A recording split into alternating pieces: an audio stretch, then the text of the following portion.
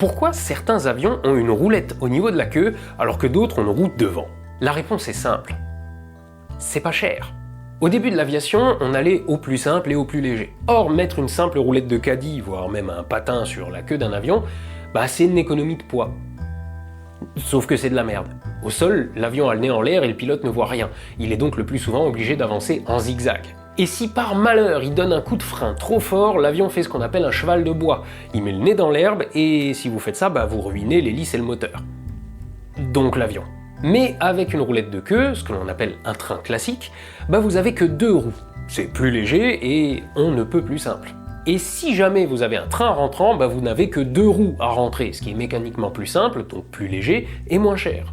Ouais, la roulette de queue en général, on la rentre pas. Et ce n'est que quand les moteurs sont devenus suffisamment puissants et la fabrication d'avions suffisamment rentable qu'on a généralisé ce que l'on appelle le train tricycle, à savoir une roue à l'avant.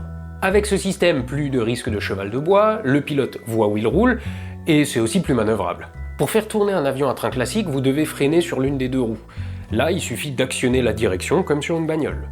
Mais mécaniquement, c'est plus compliqué parce que votre roue doit tourner, là où avant on avait une roulette de caddie libre, et si votre train est rentrant, ça ajoute une roue à rentrer, sans compter la complexité du mécanisme.